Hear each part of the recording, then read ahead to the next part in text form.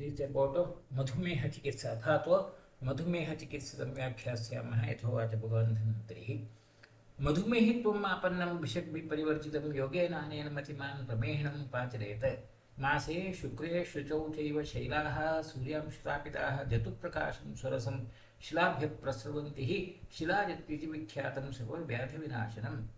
Now there is one specific word, madhumehitvam apannam. That madhumehitva is a stage in which any patient of prameha may become madhumehi. So that madhumehi, how to define it? The definition of madhumehi, you do not find it anywhere very clearly. Whereas in Chakrapani, on Charaka Chikitsa, 6th chapter, किंच मधुमेहिनो जनितस्य मधुमेहित्वमेव कारणानुरूपतया युक्तं. When it results in a situation where the patient would have a typical signs of madhumeha after all the other pramehas, that's considered as a madhumeha. So there is a need to define that madhumehitva in a different manner. So from the current point of view, I would consider madhumehitva as a situation where there is a nephropathy, involvement of the kidneys, which can result in end-stage renal failure. Any sort of diabetes mellitus, as well as many other disease conditions, can result in the renal pathology. But as far as the diabetes is concerned, diabetes resulting in a nephropathy or involvement of the kidneys is a well-known phenomenon and one of the serious and significant complications. Incidence of the diabetic nephropathy is increasing every year as per the predictions, calculated predictions. By 2007, 246 million people worldwide were having this. Whereas by the prediction, by 2025, 380 million would be projected with a 55% increase in the number. This is the prediction. Of course, in India, the expected raise in the number could be something like 73%. 46.5 it was in 2007 and 80.3 is predicted to be in 2005. So that is one of the serious concern in any patient of diabetes mellitus, and hence I would consider this as a madhumehitva. So diabetic nephropathy, that's a very defined word which may have lots of different confusions, right? So the definition of diabetic nephropathy, I would define that madhumehitva as diabetic nephropathy. It's considered as a persistent albuminuria of more than 300 milligram per day or more than 200 milligram per minute. So this is the definition, and which is confirmed at least in 2 occasions in a time of 3 to 6 months apart. So having this albuminuria in a single instance may not be as confirmatory of diabetic nephropathy. So now this is the standard criteria. Or the other way of defining would be progressive decline in the glomerular filtration rate or consistently elevated arterial blood pressure, systolic blood pressure being more than 150 millimeters of mercury, also may be considered as a diagnosis of diabetic nephropathy, or all the three. Any of the three or all the three also could be said. Now when I said proteinuria, albuminuria with 300 milligram per day and which is seen in 3 to 6 months occasional this gap, the important reason why that kind of a definition had come in is there could be many other conditions which can produce a transient albuminuria, and that transient albuminuria could be produced due to a recent major exercise, urinary tract infections, having febrile illness, congestive cardiac failure, menstruation, sudden increase in the blood glucose level, or sudden elevation of the blood pressure. Any of these can produce a temporary albuminuria, and having a temporary albuminuria for 1 or 2 days or maybe a short duration may not be considered as a diabetic nephropathy. So to define diabetic nephropathy, you should have a consistent raise or consistent leakage of the albumin in the urine with that more than 300 milligrams as it. Clinical signs of this would be the patient would have passing a foamy urine or otherwise unexplained proteinuria. Patient may have the other complications of diabetes like diabetic nephropathy or pedal edema, fatigue, and In very severe cases, there could be typical nephrotic syndrome like presentations also can occur. Peripheral vascular disorders, hypertension, coronary artery disease, these also could be the evidences of diabetic nephropathy. A patient having these issues may also have a diabetic nephropathy as such. And the important lead signs in diabetic patients which can confirm about or which can lead you to suspect about the diabetic nephropathy are persistent hypertension, peripheral vascular occlusive disorders, that's peripheral disorders, evidence of diabetic neuropathy in the form of decreased sensations or diminished tendon reflexes, or evidence of fourth heart sound during cardiac auscultation, like instead of dub dub, there will be blub blub blub blub, like irregular sounds, which is suggestive of a coronary ischemia. All these could be either a complications of diabetic nephropathy, or could be the early signs, clinical evidences of the diabetic nephropathy. So every patient of diabetes mellitus has to be observed for the possibility of diabetic nephropathy, because once the diabetic nephropathy occurs, it can result in progressive complications and multiple complications. The mechanism of diabetic nephropathy could be of either metabolic origin or hemodynamic origin. A patient who may have a circulatory pressure, blood pressure which is increased due to other conditions, it also can result in a due course of the accumulation of extracellular matrix in the kidney and damage to the kidney tissue, resulting in proteinuria, or simply because of the increased levels of glucose, it can result in advanced glycation. So your glycated hemoglobin level could be raised, and that itself can be result in the damage to the kidney tissue, and proteinuria could occur. Diabetic nephropathy is usually assessed based upon the different stages, and that different stages, the general standard type of stages are the 5 stages. In the first stage, early stage, there will be no clinical symptoms as such, and naturally at that stage, in the initial stage, the kidney would be functioning more, there will be hyperfunction and there will be slight hypertrophy of the kidney. Glomerular filtration rate would be increased, that's important one, particularly in the type 2 diabetes, it will be increased in the initial stage. Albumin excretion may or may not be increased slightly, or it could be very low as such.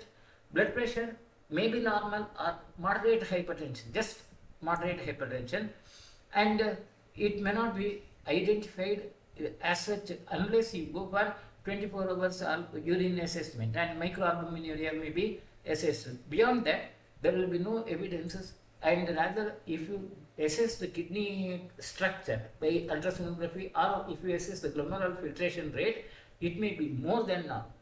In the second stage, it is also called as silent stage, where so it's important that a patient could be identified at the early stage as early as possible. The silent stage is a stage where again there will be not much of a clinical symptom other than slight hypertension, and at that time the albumin excretion would be quite high, and it may not again come to that level where we have defined as diabetic nephropathy. It may be in between that 30 to 300 milligram. At that stage, it's not yet considered as a diabetic nephropathy yet, but it is a precursor to the diabetic nephropathy, and it may take a long time for the onset of these symptoms. Average is about 5 years. So it's not that every patient would have 5 years gap. Some of the patients may have these stages quite early, some may even take later, longer time for such, and these are average is about for 5 years. After 5 years of diagnosis, the patient may reach to this stage, and the next stage is the real condition where we will have a defined the diabetic nephropathy, where glomerular filtration rate would be reduced as such, and microalbuminuria is very prominently seen, typically seen, and the ultrasonographic changes also may be seen as such. BP, blood pressure, tends to increase gradually, and it's around 6 to 15 years, it may take around 6 to 15 years on an average. Again, that time duration can be shorter or longer depending upon the other variable causes. Then the patients would be at a diabetic stage 4, where you have a established pronounced diabetic nephropathy, where microalbuminuria is a major evidence. Glomerular filtration is below normal, essential. That's the stage where many of the patients would be diagnosed. So that's the interesting issue is almost 80% of the patients are diagnosed after they have reached the stage 4.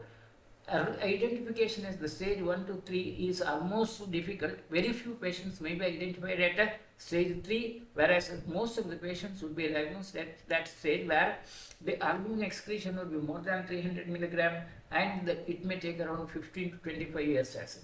Then of course the stage 5 is the uremic stage, where there will be patient would have end stage renal failure, and the glomerular filtration is very low, as low as 0 to 10, and the albumin excretion at that time may be reducing, and it may take a very long time, average around 25 to 30 years. So the whole chronology of diabetic nephropathy is a very prolonged one, and that's what madhumehitva is, that stage or different stages where the patients of prameha may become madhumehi. Now, the standard protocol of the treatment suggested by Sushila, one of the best treatments suggested by Sushila, is a Shilajitu Yoga. Shilajitu is this naturally available chemical which is produced in the stones, from the stones, and from the it's a sort of mineral substance which has to come out naturally from the earth as such, and it's what in Himalaya, particularly in Himalayan range, in many of the mountains, such discharges are seen. But unfortunately, what we get in the market in the name of Shilajit may not be that kind of a naturally produced Shilajit. Most of the times you get contaminated products, because such a natural available substances may not be available in sufficient quantities as they are marketed now. Of course, many companies claim that they have Shuddha Shilajit in the market, but that Shuddha Shilajit is quite difficult to be is processed.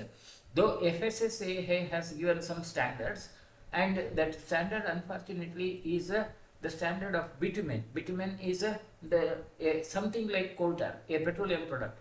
It's a petroleum product which is available, and hence whatever Sushila has considered as a Shilajit as the Agre Aushadhi in Madhumehi may not be practicable now. I have very strong reservations. Of course, it is true that in the market you have plenty of Shilajit preparations, and they are marketed in large numbers and quite popular, but I have this reservation, because the Shilajit which we use now may not be the real natural Shilajit, and it's actually an outcome of the bitumen, that's your petroleum product. So I have all that reservations about it.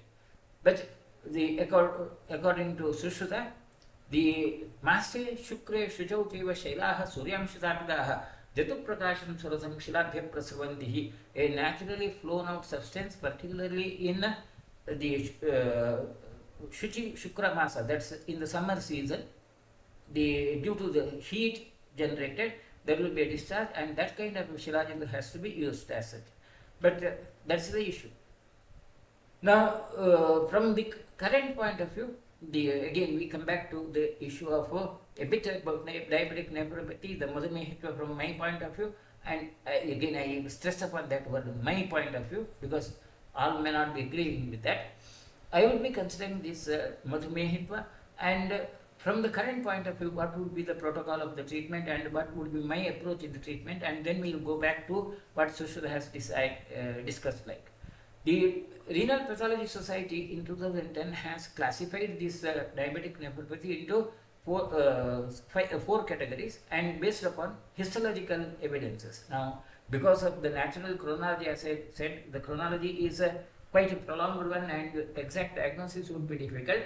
There is a standard protocol of histological classification where renal biopsy has to be done, and this would be based upon histological finding. In class 1, there will be a minimal changes of the glomerular membrane where there will be thickening as such. So those it may not be very relevant from a practical clinician, but you have to have some idea like what could be the features. Like when we say class 1, that means minimal changes, and the changes are not very specific, non-specific. There will be thickening of the membrane, and at that stage the pathology may even be reversible. It may be slightly reversible as such. Whereas class 2, where there is a expansion of the mesangial layer, and it can result in a glomerulosclerosis, where there is a sclerosis of the glomerulus, not more than 50%.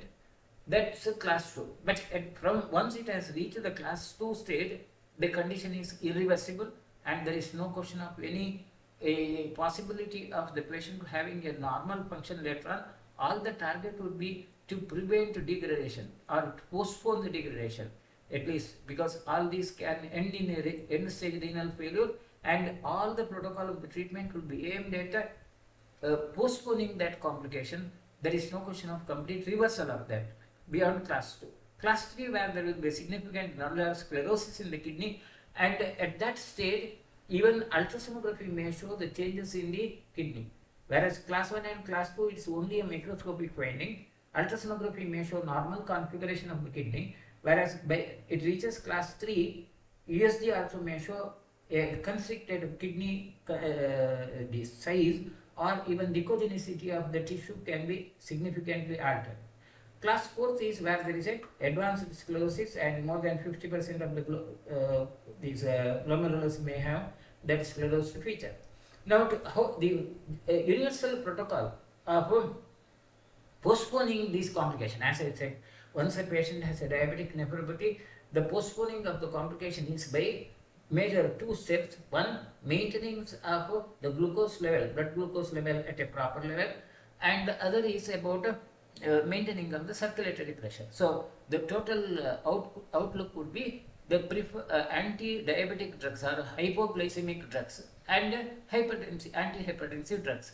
In a patient who has a diabetic nephropathy or chances of the involvement of the diabetes, the contemporary medicines, among the modern medicines, the drugs which are used for maintenance of the diabetes or maintenance of the sugar level would be preferably either glucagon or metformin or dipeptide groups of the drugs, or maybe to a certain extent sodium glucose blockers, which are not very popular here. In India, we use mainly the metformin and to a certain extent these dipeptide peptidase drugs. Like these are the two important drugs which are often used, like, and they help in reduced or prevent or decreased albuminuria.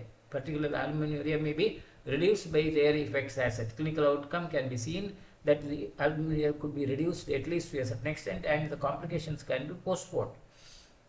Triazolidine also is another drug which is commonly used, pioglitazone, which is somewhat more frequently used in India. The other drugs are not so frequently used in India, but the standard protocol, global protocol, would be to select these drugs to maintain the sugar level. So maintenance of the sugar level is one, and the target blood pressure, the patient should be maintained at a target blood pressure. Again, target blood pressure come according to different associations, like American Kidney Association or American Health Association. They have certain standard these targets.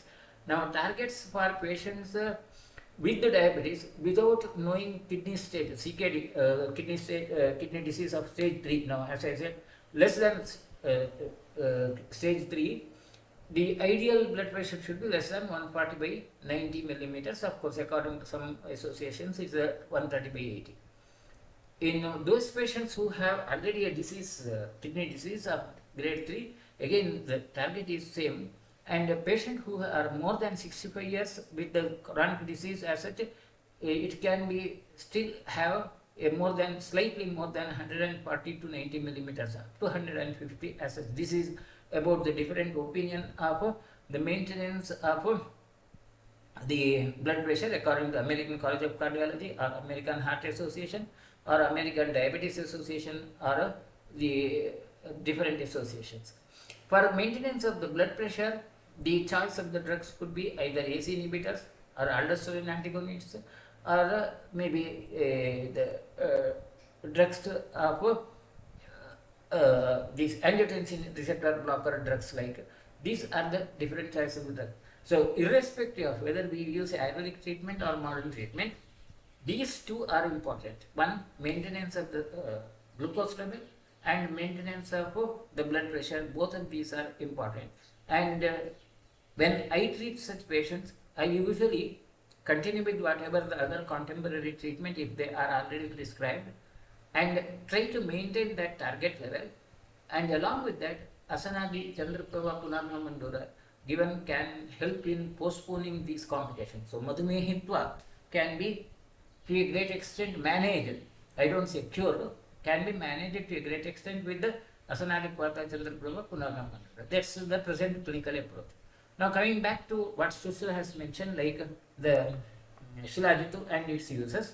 The Shilajitu, because it has the natural minerals along with that, they are classified. Now, of course, about Shilajitu, you have a lot of details in the Nighantus about the different types of the Shilajitu. Even in Charaka Samhita, you have lots of details about that varieties of the Shilajitu. Sushruta also has mentioned a bit of that details based upon the type of the metal which is dissolved in that Shilajitu.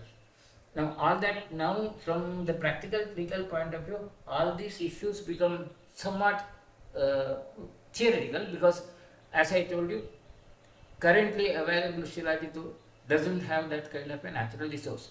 So maybe if at all you get that natural source of Shilajitu, as far as I know, even in Himalaya, the real Shilajitu available in a year maybe a few kilograms, whereas the market it will be sold in quintals, like. So it may not be real Shilajitu at all, whatever you get in the market, and hence all this would be somewhat theory. But according to Sushru, their theory would be based upon the different types of the lohas, the different minerals present. They are classified into 6 categories, and Trapvadinam Tulohanam Shannam Anyasamanmayam Jayam Swaganthataschapi Shadyoni Prachitam Kshito. 6 types of Shilajitu were described in Sushruta Samhita.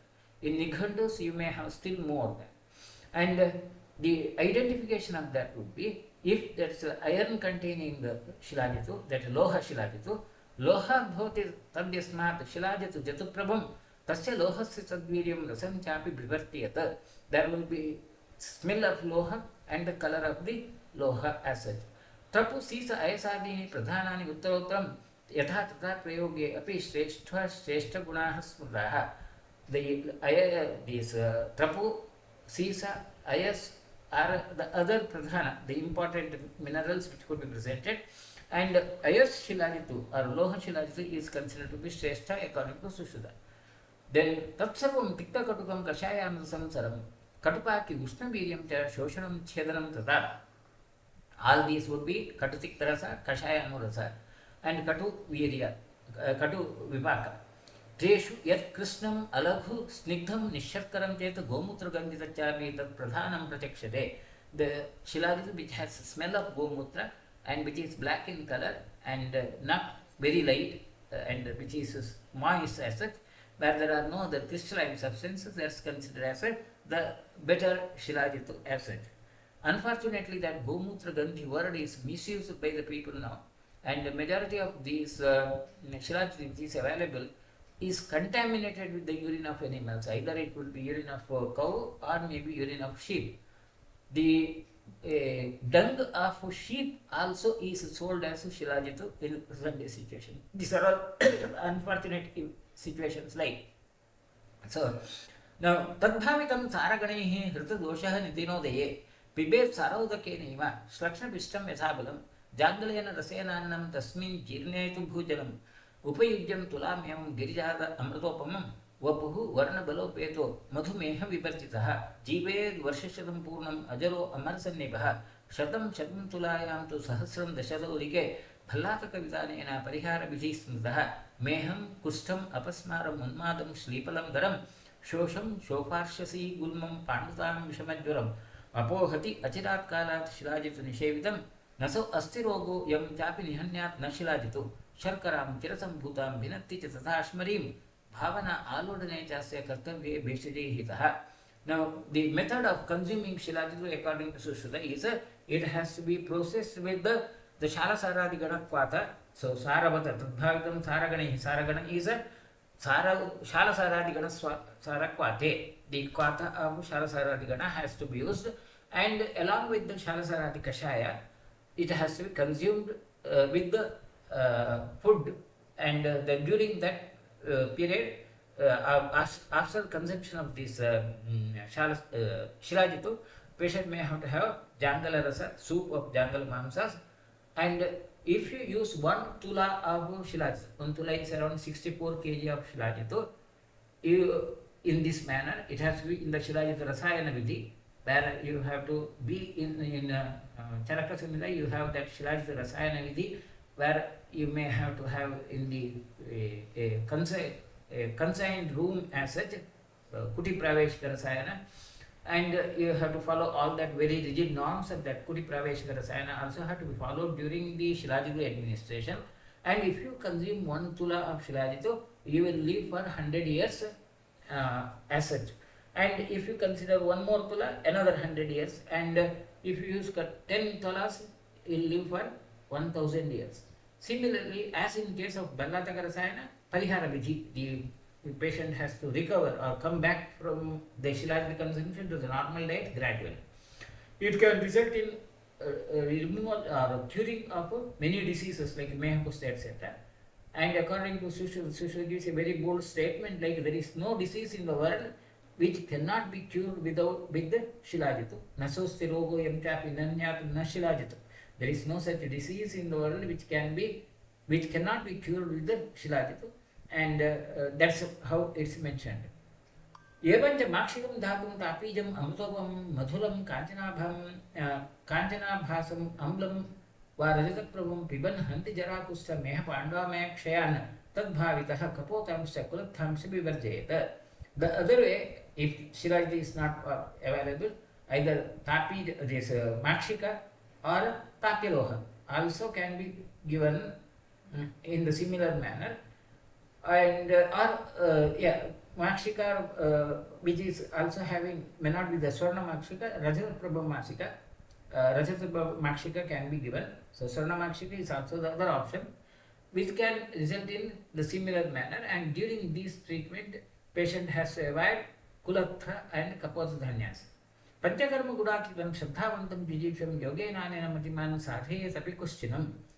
With this yoga, even those patients who cannot be treated with Panchakarma as such, who are not fit for Panchakarma, but if he has a commitment and intention to live, can be treated, even Kushta Vyadhi can be treated. Now another yoga mentioned by Sushruta is a Tuvaraka yoga.